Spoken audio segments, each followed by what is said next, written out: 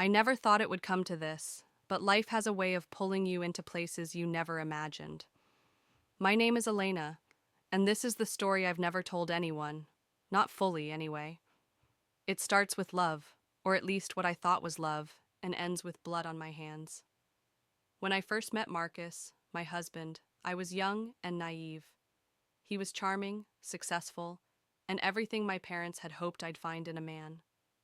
I remember how his laughter filled every room, how he seemed to make the world stand still when he looked at me.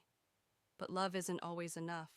Sometimes it's a mask, hiding cracks you don't notice until they've split you wide open. The first few years were good, maybe even great. But as time passed, the charm faded, replaced by routine and a growing distance between us. Marcus became controlling, critical, and distant. I found myself suffocating in a life that felt like a prison. I wanted to escape, but I didn't know how until I met Victor. Victor was everything Marcus wasn't. He was wild, passionate, and free. We met at a gallery opening I attended on a whim. I still remember the way his eyes lingered on me as we stood in front of a painting, our conversation flowing effortlessly. It was intoxicating. I felt alive again, something I hadn't felt in years.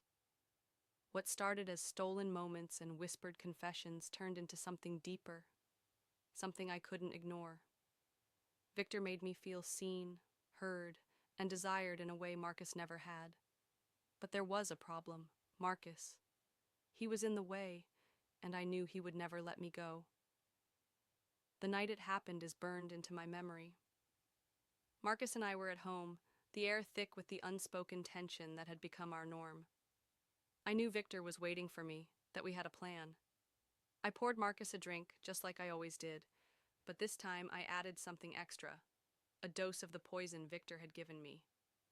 Marcus never saw it coming. He took a sip, then another, and within minutes, he was on the floor. I stood over him, watching the life drain from his eyes. I felt a mix of emotions, fear, guilt, and an unsettling sense of relief. It was done. He was gone.